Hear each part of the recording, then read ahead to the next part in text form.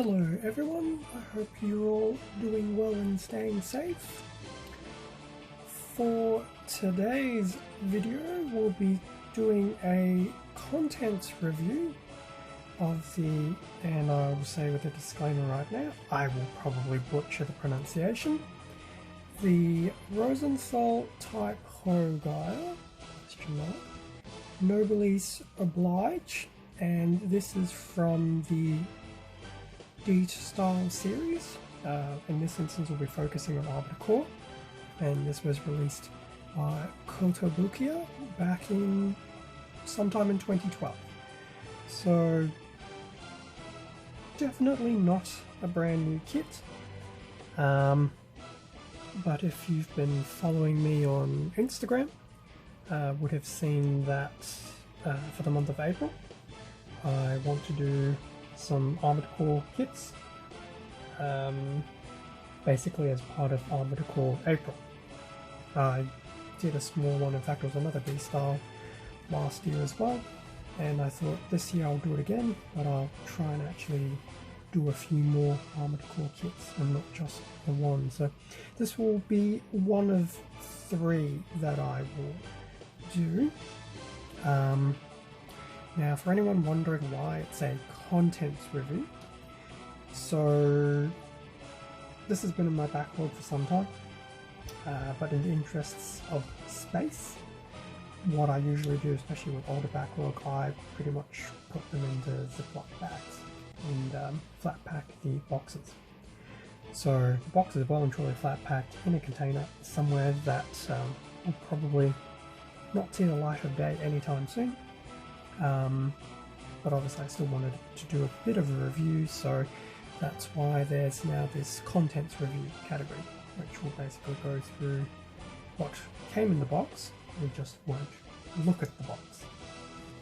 So with that all done and dusted, so here is the actual manual of the Oblige. Feel free to actually correct me on what the actual naming convention is. I haven't played a lot of Arbiter Core, so I'll put that out there now. So in terms of actually pronouncing names correctly, I'm sure I'm butchering it. And on top of having an Australian accent or a hybrid of, it probably sounds worse. But anyway, we digress. So, front of the instruction booklet, so number 17 in the non-scale set.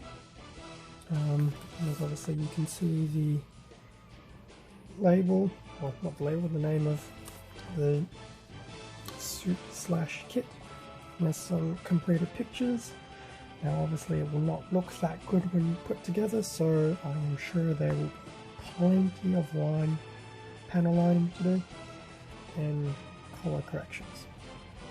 And if anyone was wondering, D-style, it's not the same as, but it's like how Bandai have the SD range. It's the more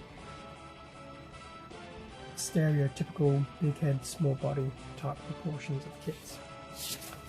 So looking at the back, here is a color guide, once again with the completed kit. So you've got some red, silver, gold, white, black, and a bit more gold. So looking at the weapon there, I have no doubt that the weapons will be in pure white and the gold and black will need to be added on independently. I'm sure a lot of that on the kit will also need to be done as an extra. But that's okay. Having a look inside, so there's a bit of a parts list, and we'll go through the runners in a moment. Let's start over here. Just a quick look. Looks fairly simple. Once again, being a bit of a SD-esque word usage today. It won't be too complex to put together. So that's the middle of the instructions, so main body, back, guessing that was the head. Yep.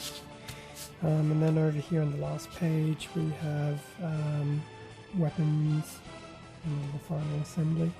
And it looks like there will be some posability and or things you can do to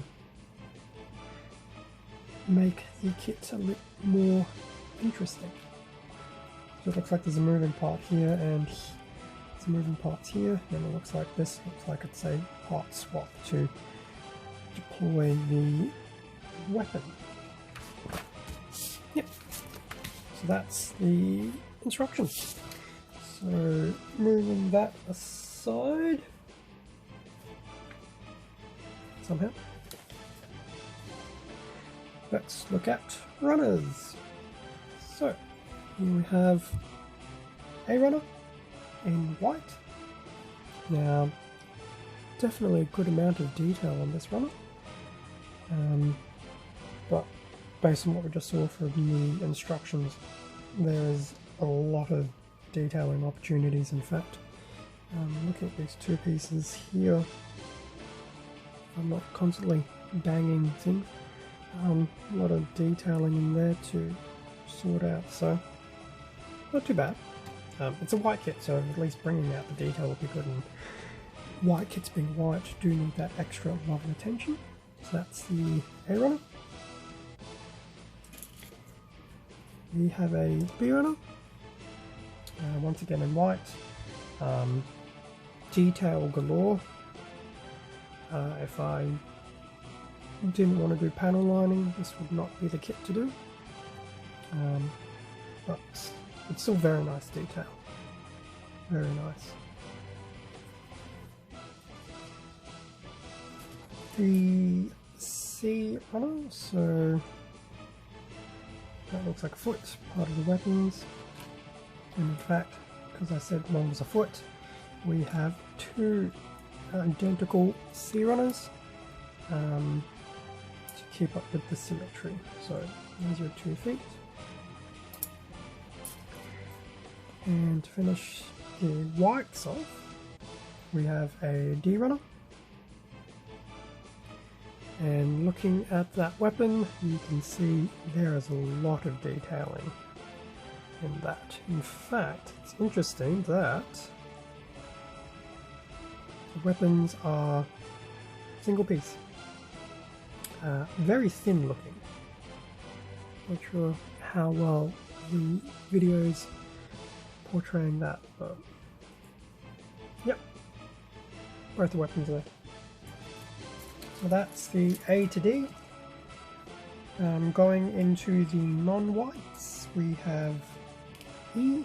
Now I'd say that's probably, I'll say it's black.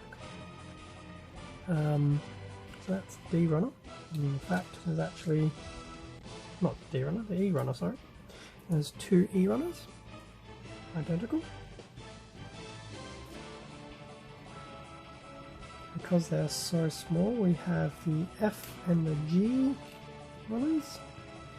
So F is a, I'm done throwing it around the place, bit of a bronze colour. Probably some chest fence, I'd imagine. And then G is in a translucent red / clear red. Potentially for the head, I'd imagine. Probably a visor of some description. So that's F and G. And then to wrap things up, we have 2 polycaps, both in black. So polycap 1 and polycap 2. Actually only 1, 2, and just 3 types of polycaps, so that's not too bad. So there we have it. The armored core machine that I will forever probably never pronounce correctly. I feel Noblesse Oblige sounds right, but who knows? we'll see. Maybe I need to go try and pick up every Armored Core game I can possibly get, or at least go on YouTube. So that will be the first of 3 Armored Core sets for this month. Could take a bit of time. I think the build will be easy. It's the detailing I think will set me back a bit, especially given most of those white runners,